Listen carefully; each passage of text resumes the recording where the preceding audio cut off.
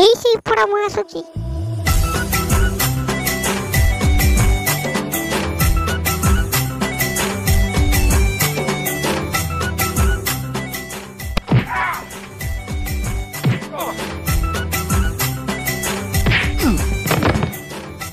ତାହେଲେ ମଟନ ତକ ଏଇ ତ କାହିଁ ଖାଇଛି। ଆରେ ଧରରେ ଆପଣ କ'ଣ ଭାବୁଛନ୍ତି ମୁଁ ଟିକେ ଖାଇବାକୁ ଆସିଛି? ଆପଣ ତ ଭୁଲ ବୁଝୁଛନ୍ତି ସାର୍। ମୁଁ ଆପଣଙ୍କ ଝିଅ ବାହାଘରରେ ଭୋଜି ଖାଇବାକୁ ଜମାରେ ଆସିନଥିଲି, ବାହାଘର ଡେକୋରେସନ୍ ଦେଖିବାକୁ ଆସିଥିଲି। ହେଲେ ଆପଣ କ'ଣ କଲେ?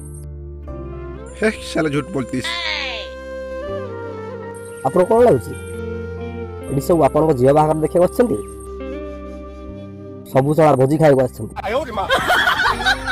ମୋର ଭୁଲ ଖାଲି ଏତିକି ଯେ ବିନା ଇନଭାଇଟ୍ରେ ଚାଲି ଆସିଛି, ଆଉ ଏମାନେ ସବୁ ଇନଭାଇଟ୍ରେ ଆସିଛନ୍ତି।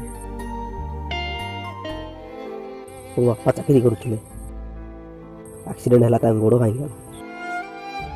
ଡାକ୍ତର ଲୁହାର ଲଗେଇ ତାଙ୍କ ଗୋଡ଼ ଯୋଡ଼ିଲେ, ବାପାଙ୍କ ଚାକିରି ପଳେଇଲା। ତାପରଠୁ ମୋ ବାପା ଜାଗାରେ ମୋ ମା ଚାକିରି କରି ଘର ଚଳୁଛି। ମୁଁ ଏଠୁ ଚାଲିଯିବି ସାର୍, ହେଲେ ଶେଷ ଥର ପାଇଁ ମୋତେ କହିଦିଅନ୍ତୁ ଯେ ଭୋଜିରେ କ'ଣ କ'ଣ ଆଇଟମ୍ ହେଇଛି। ଆଜ୍ଞା ଦେଖିଲେ ତ ବିନା ଇନଭାଇଟ୍ରେ ମାଣ୍ଡୁର ବାହାଘର ଭୋଜି ଖାଇଯିବାର ପରିଣାମ। ଯଦି ଆପଣମାନେ ମାଣ୍ଡୁ ବାହାଘରରେ ଭୋଜି ଖାଇଯିବାକୁ ଭାବିଛନ୍ତି ତେବେ ସତର୍କ ହୋଇଯାଆନ୍ତୁ, ନହେଲେ ମାଣ୍ଡୁର ବାପା ଆପଣମାନଙ୍କର ବି ଏଇଭଳି ଅବସ୍ଥା କରିପାରେ।